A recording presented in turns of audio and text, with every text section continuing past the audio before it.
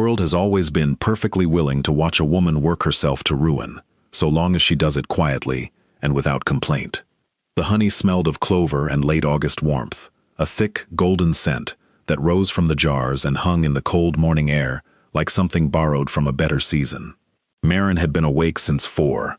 Her hands, reddened at the knuckles from October's first real bite, had wrapped each jar in cloth, loaded the cart by lantern light, and guided the old mare the 2 miles from Holt Cottage to the fairground at Dunmore Green, while the rest of the county still slept. She had done this every first Saturday of the month since her father died. She had done it in rain. She had done it with a cough she could not shake. She had done it with 11 shillings left to her name, which was now 9, because the axle grease for the cartwheel had cost 2. She set up in her usual spot, second row from the east lane, between a woman who sold dried lavender and a man who sold bootlaces and very little else. She arranged the jars in 3 tiers, tallest at the back, smallest at the front, labels facing out in her father's hand, because she had not yet been able to bring herself to write new ones. She draped the blue cloth her mother had embroidered, once, over the trestle, because it was the last good-looking thing she owned that still served a purpose. Then she stood behind the stall and waited for the green to fill. It was not a large operation, 41 jars. She had counted them twice the night before by candlelight, cross-referencing the tally with the leather notebook where she recorded every pound of comb weight, every batch yield, every halfpenny earned or spent, since she had taken sole charge of the apiary 14 months ago. She did not keep the notebook because she was tidy by nature. She kept it because the notebook was proof, to herself and to anyone who cared to look, that she had not simply survived her father's death and her aunt's cruel departure with the family silver. She had managed, with a precision that ought to have embarrassed people with far greater resources. The fair filled slowly. Maren sold 3 jars before 8 o'clock and traded a 4th to the lavender woman for a small wheel of hard cheese, which she did not eat immediately, because she was not yet certain whether this was a breakfast or a supper. A pair of women in good wool stopped at the stall, examined a jar, and set it down again without speaking to her. A farmer she recognized from the spring market bought 2 jars and paid exactly the asking price, no more, no less, which was fine. Fine was sufficient. By 8:30, she had sold 7 jars and made 1 shilling and 4pence. She was refacing the front row of the display, rotating the jars slightly so the amber caught the strengthening light, when she heard the change in the noise of the fairground. Not a shout or a crash. Something quieter than that, a kind of directional hush, the way a crowd goes when it collectively decides to orient itself toward a single point. She did not look up immediately. She was repositioning a jar of winter heather harvest, the darkest amber of the batch, which deserved to be seen. She set it down. She smoothed the blue cloth at the corner where it had caught on the trestle leg. Then she looked up. He was already close. That was the first thing she registered. Not his height, not the charcoal greatcoat, not the single-gloved hand resting with such apparent ease at his side. It was the fact that he was already standing 6 feet from her stall, as though the distance between the east gate and her second-row trestle had been nothing at all, and that every person between that gate and this spot had parted for him without being asked. He was, she would think later, a man who did not navigate crowds. Crowds navigated themselves around him. She had heard of the Duke of Varnholm. There was no one in 3 counties who had not. He had returned to his estate at Ashfeld Hall 8 months ago after 7 years abroad. India, she had heard, and before that some consultancy the War Office declined to describe in any detail. He was said to be cold. He was said to be brilliant, and without sentiment. He was said to have a look that could silence a room, which struck Maren as both an imprecise and an extremely specific piece of information. He stopped at her stall. He did not look at the jars immediately. He did not look at the blue cloth or the labels in her father's hand. He was looking at her. "How many jars?" he said. Not a question, a taking of inventory. 41 remaining at present, Maren said. 34. I have sold 7. All of them, he said. She blinked. I beg your pardon. I will take all of them. He reached into his coat. Name your price. Do not adjust it downward, because I am standing here. She did not adjust it downward. She named the price she had written in the notebook, the honest sum. 1 shilling and 2 pence per jar for the clover, 1 shilling and 6 pence for the heather, 2 shillings for the 3 jars of late-season wildflower reserve, which were rare, and which she knew it. She named it without inflection, as though she were reading from the page. He produced an exact sum from a leather wallet, plus 4 shillings more. "The 4 is for the inconvenience of an early close," he said, "and the label work. The handwriting is precise." "It was my father's," she said. There was a very slight pause. "Then it is rightly valued. He had 2 men with him, whom she had not noticed until they appeared to take the jars, wrapping each one with more care than she would have expected. He watched until they were done. Then he looked at her once more with an expression she could not read. It was not pity, she was sure of that, and it was not the look of a man who had just performed a performance of generosity. It was more like assessment, or recognition. Then he was gone, and the fairground noise came back like water filling a vessel, and Maren stood behind her empty trestle with £1, 14 shillings and 6 pence in her hand, which was more money than she had held since March. She packed the blue cloth. She walked to the edge of the green and ate the cheese. She told herself that was the end of it. She was wrong. The letter arrived on a Tuesday, delivered by a boy in Varnholm livery, who waited on her doorstep with the particular stillness of someone trained never to fidget. The letter was brief. The Duke of Varnholm required a supplier for Ashfeld Hall's household account. Honey, preserves, and related bee-derived goods, quantities and specifications enclosed, terms negotiable, initial meeting requested at the hall Thursday next, 11 o'clock. Maren read it twice. She looked at the specifications, which were detailed and professional. She looked at the quantities, which would represent approximately a third of her annual yield at current production. She looked out at the apiary through the cottage window, where 12 hives sat in the pale October light, doing what they had always done. She wrote back that she would attend. She did not allow herself to feel anything about it until the letter was sealed and given back to the livery boy, and then she sat down at the kitchen table and permitted herself exactly 90 seconds of something she would not name. Her father had kept those hives for 30 years. He had sold honey at the Dunmore Green Fair for 30 years and never once been summoned to a great house for a negotiation. She had been doing it for 14 months, and a duke had cleared her stall. She knew better than to build on that. She went back to the notebook. What she had not known, what she could not have assembled from a letter and a brief exchange at a trestle table, was the particular quality of Ashfeld Hall's silence. It was not the silence of emptiness. The hall was staffed, maintained, and clearly functional. It was the silence of a place where no one raised their voice, not because they were afraid, but because it had become the dominant ambient register. She noticed it the moment she stepped from the carriage the hall had sent and walked through the front door, and she was still noticing it 20 minutes later, when she was shown into a room she thought was probably called a study, though it contained 3 times the books she would have expected a study to hold. Lord Stellan Varnholm was standing at the window with his back to her when she entered. He turned before she could announce herself, which suggested either that he had been waiting or that he simply heard things other people did not.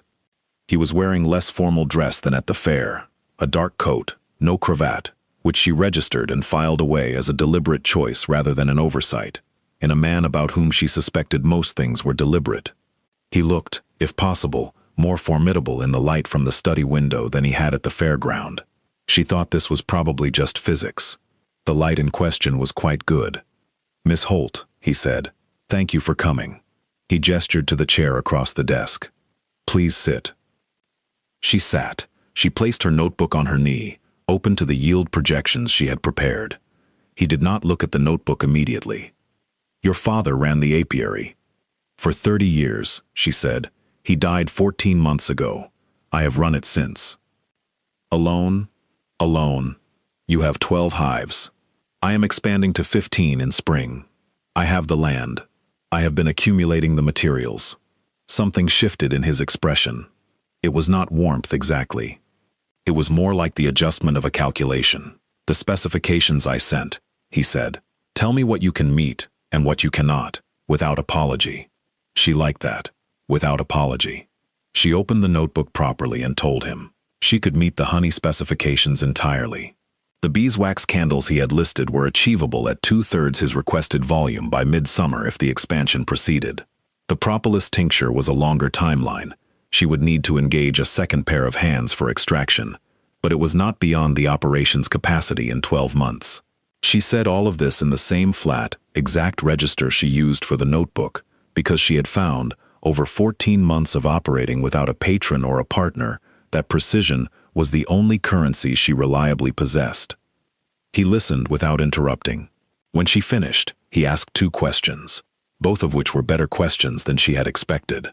One about winter colony management, one about the specific flower sources for the wildflower harvest. She answered both. The terms, he said then, and named a figure. It was generous, not extravagantly so, not the kind of generosity that creates an obligation, but it was honest, and it was fair, and it represented, if maintained for 1 year, the difference between a struggling apiary and a solvent one. She recognized the number as carefully chosen. She said so. "I don't pay for goods and then underpay for goods," he said. "It's an inefficiency." She looked at him across the desk. "You could have bought your honey from the Marsden estate. They have 40 hives and a longer operating history." "I know," he said. "I reviewed them." "Then why Holt Cottage?" He was quiet for a moment. He picked up a pen and set it down again, which was the most fidgeting she had seen from him. The Marsden Estates honey at this year's summer fair was from purchased comb, not their own production. Their labels do not say so. That is a kind of dishonesty I find I don't want to sustain with my household account. She had not known that about the Marsden estate. She filed it away and felt, briefly, something that was not quite vindication, but was adjacent to it. They signed the terms before noon. He walked her to the door himself, rather than calling a servant, which she noted. At the threshold he stopped. "The fair," he said. "You will be there next month." "First Saturday," she said. "I will have less to sell now that a portion is committed." "Good," he said, which was an ambiguous reply she spent more time considering than she intended on the drive home. She spent the next 3 weeks in a state of focused industry that was not entirely different from her normal state of focused industry, except that it felt, for the first time in 14 months, as though it were leading somewhere. She hired a girl from the village, May, 17 and sharp, to help with the wax processing. She repaired the second outbuilding. She added a 6th column to the notebook for the hall account. She did not allow herself to think about the Duke of Varnholm in any way that was not directly related to yield projections and supply schedules. She was moderately successful at this. The trouble arrived on the last Thursday of October, in the form of a letter from a solicitor named Crethwick, who represented a man named Aldous Fenn. Aldous Fenn was her landlord. He was also, as far as Marin had been aware, a minor and mostly uninterested party to her life. She paid her rent on the quarter day. She kept the property in good repair. She had never been late.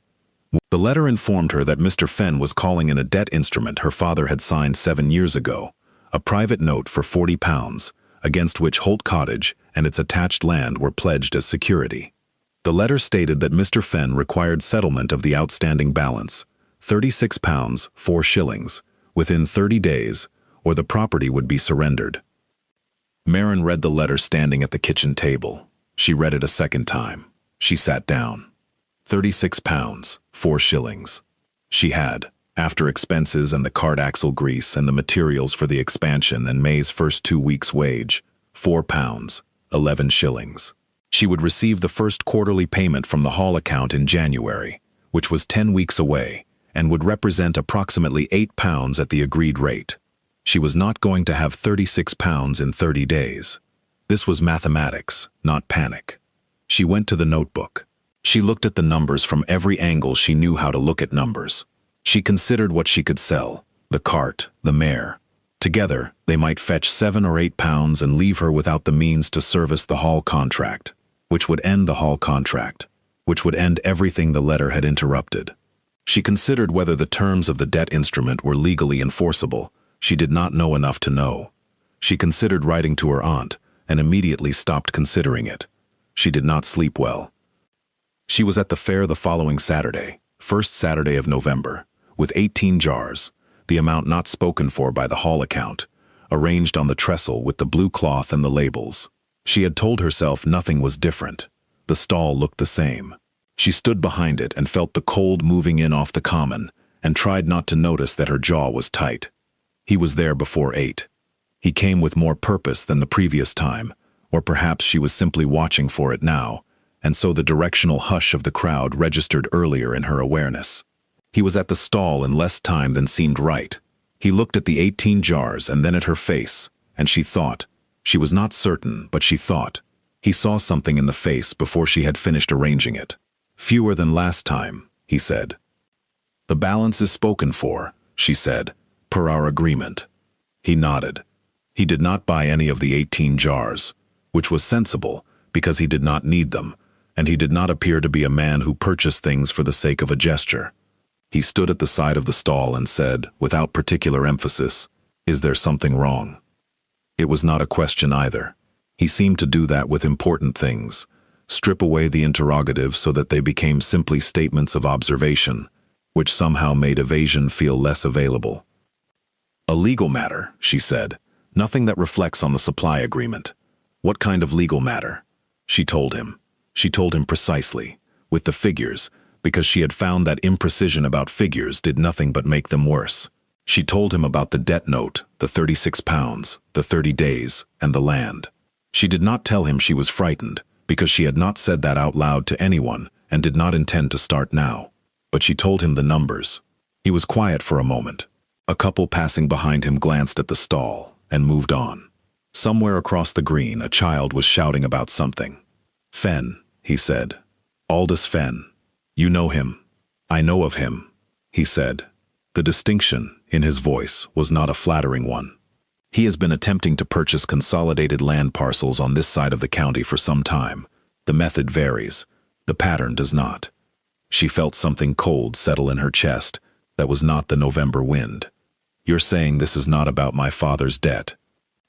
"I'm saying," he said carefully, "that you should have your solicitor request the original instrument be produced in full, with a witnessed accounting of all payments made against it and their dates, before you concede any figure." She stared at him. "You think the accounting is wrong." "I think Fenn is a man who benefits when people do not check the accounting," he said. "I am not in a position to make that claim formally. You are in a position to make him prove his." She went home and wrote to a solicitor. What happened next took 12 days and had the quality, in Marin's experience of it, of a mechanism finally turning the right way, after a long and grinding resistance. The solicitor, a Mr. Aberley, who was competent and somewhat alarmed at what he found, requested the full accounting. Fenn's representative delayed. Aberley insisted. The instrument was produced. The payments her father had made over 7 years, she had found every one of them in his old ledger, which she had kept, because she had kept everything, did not match the balance Fenn was claiming.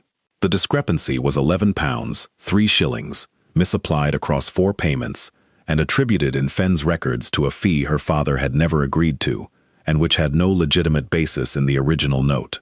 The genuine outstanding balance, correctly computed, was 24 pounds, 17 shillings. This was still more than she had, but it was not the cliff edge she had been standing at. On the 11th day, a message arrived from Ashfeld Hall. It was not from the Duke. It was from his household steward, informing her that in light of the supply agreement being of particular importance to the Hall's winter needs, the first quarterly payment would be made early, effective immediately, and that an additional advance against the spring delivery would also be available at her request. She sat with the message for a long time. 24 pounds, 17 shillings. The early payment was 8 pounds 3. An advance of 12 pounds against the spring delivery would leave her needing 4 pounds, 14 shillings from her own reserves. She had 4 pounds 11. She was 3 shillings short. May, who had been in the kitchen when Marin was working through this, said, "I have 3 shillings and 4pence I won't need until after Christmas." Marin looked up. "I am not borrowing money from you." "You're not," May said. "I'm investing in the apiary, which is a business I have a wage interest in continuing." She put the coins on the table with the resolute air of someone who had prepared the argument in advance. "The pennies are for luck." Marin looked at the coins. She looked at the girl. She said, "I will pay you back with interest." "I know," said May. The payment to Fenn's solicitor was made on the 29th day. Aberley also sent a formal letter, copied to 3 members of the county magistracy, documenting the misapplication of funds in detail, with a note that his client reserved the right to pursue recovery of any previously misapplied amounts. Maren did not know whether that letter would result in anything. She knew that it would result in Fen knowing that she had Aberley, and that Aberley had the ledger, and that the next time Fen calculated how easily a woman alone might be parted from her property, her name would appear on the wrong side of that calculation. She wrote a letter to Stellan, not to the steward, to him. She thanked him for the advance. She told him it had been sufficient. She told him what Aberley had found and what the resolution had been. She did not ask him how he had known about Fen's pattern, or why he had told her, or what, if anything, he had meant by any of it. She thanked him and signed her name and sent it. His reply was 3 sentences. The advance was a routine commercial decision and required no thanks. He was glad the ledger records had been preserved.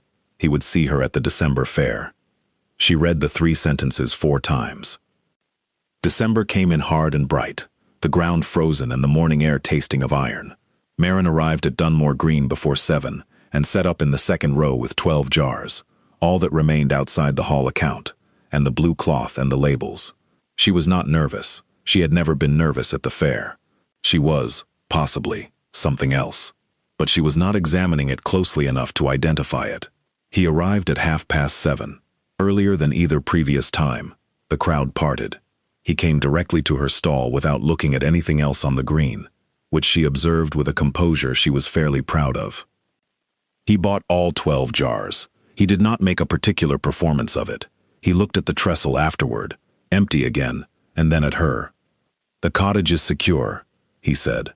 "The cottage is secure," she confirmed. "And the apiary. And the expansion." Good. He was quiet for a moment.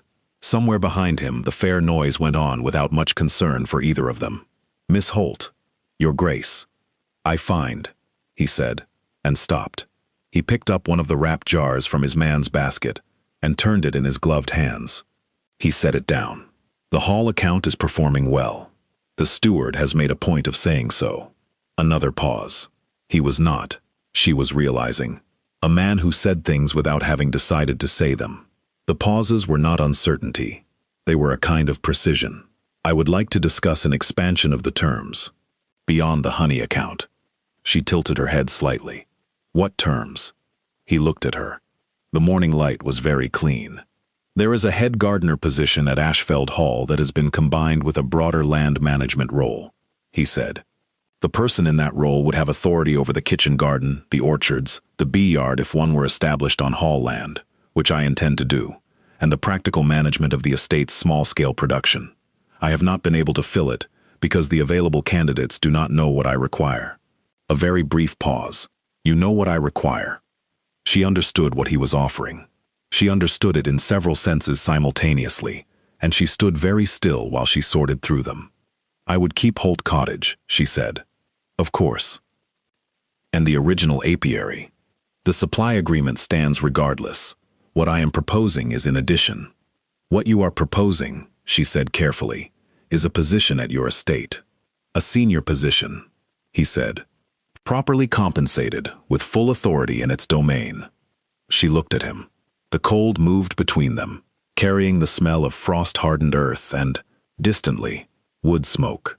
She thought about 14 months of the notebook, the 6 columns, the quarter days, the axle grease. She thought about her father's labels on jars that had sat in a Duke's kitchen this week and last. She thought about May's 3 shillings and 4 pence on the table with the pennies for luck. "I would need it in writing," she said, "the authority, specifically worded. I would expect nothing else. And I would need it understood," she said, "that I am not there because I needed rescuing. I am there because I am the right person for the role." Something crossed his face then. It was not the calculation she had seen in the study, not the assessment from the fair. It was something quieter and more unguarded than either. He said, "I bought every jar of honey at the fair in October because I had read your notebook." She went still. "I beg your pardon. You had set it down to face the jars," he said. "I saw the columns, the precision. I bought the honey because I needed a supplier, and you were demonstrably the most competent person on the green. I offered the hall contract for the same reason." He held her gaze. "I am offering this position for the same reason. There is no other reason in play, unless you choose there to be." It was, she recognized, the most words he had strung together in her presence. She felt the cold air against her face, and the particular quality of a moment in which several things that had been separate were trying to become one thing, and she was not ready to let them, quite yet. But she was also not going to refuse what was true. "You read my notebook," she said. "I read your notebook," he said. "The yield projections for spring are ambitious. They are accurate." "I know," he said. "That is why I am standing here." She was quiet for a moment. The fair went on around them, entirely indifferent. A dog trotted past the end of the row with the purposeful air of a creature that had somewhere to be. The lavender woman was arranging her bundles 2 stalls over, and very deliberately not looking in their direction. "I will consider the written terms," Marin said. "Good," he said.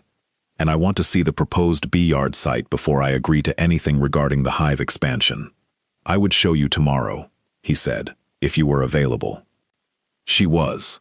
She told him so without making it mean more than it meant, and he received it in the same register, and it meant nothing except 2 people with notebooks and a shared interest in doing things correctly, arriving at a practical arrangement. Except that it also meant something else, and they both knew it, and neither of them said so yet, which was its own kind of agreement. The bee-yard site was on the south-facing slope of Ashfeld Hall's kitchen garden wall, sheltered from the north wind and catching the morning sun from 8 o'clock onward. She walked it the next morning with him, in her working clothes, with her own notebook. He walked beside her and not in front of her, which she noticed. She asked about the soil drainage. He answered, and then asked whether she would want the access path widened for the cart. She said yes, 2 feet would be sufficient. He said he would have it done. She wrote it down. They stood at the top of the slope and looked at the walled garden below, dormant for winter, the old espaliered pear trees fanning their bare arms against the brick. The hall was at their backs. "My father," she said, unexpectedly. He kept the notebook the same way, a column for everything. He said that if you could not record a thing, you did not yet understand it. Stellan was quiet for a moment. Then he said, "That is true of most things worth understanding." She looked at the winter garden. She thought about the notebook at home on the kitchen table, the 6 columns, the entry she would make tonight: 1 bee-yard site, south slope, adequate drainage, access path to be widened by 2 feet. She thought about her father's handwriting on 41 jar labels that had sat on a Duke's pantry shelf this month. She said he would have liked this. The site? All of it, she said. They stood in the sharp December air without speaking for a while, and it was not an uncomfortable silence. It was the kind that builds rather than empties. When she finally closed the notebook and turned to walk back down the slope, he fell into step beside her again, and at the bottom of the path, where it narrowed briefly, his hand rested for a moment against the small of her back. Barely a pressure, barely anything, and she did not move away from it. The written terms arrived 5 days later. The authority was specifically worded.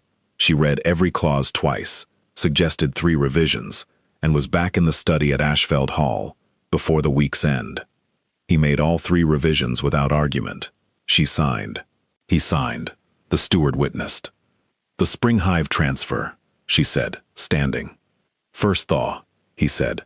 "I will have the new frames ready. I will bring May. I assumed you would." He came around the desk. He did not do it quickly or with any theatricality. He came around the desk and stood at a distance that was closer than professional and further than accidental, which was, she had come to understand, precisely the kind of distance Stellan occupied. Nothing approximate about it. Everything deliberate.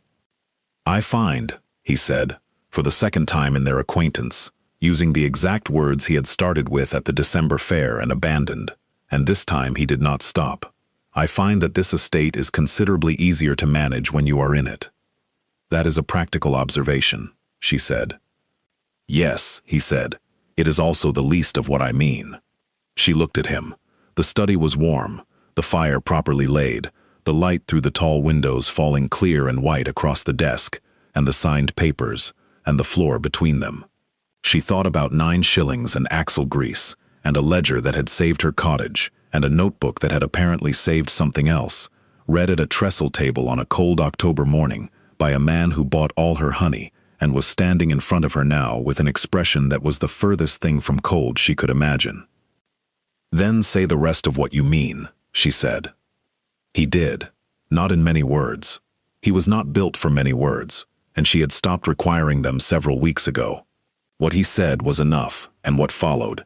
His hands, finally, learning the shape of the cold that had been in her jaw and her knuckles for 14 months, and her own hands finding the lapels of the dark coat and holding them with the same grip she used for the notebook, the kind that meant this is mine and I am keeping it, was enough too.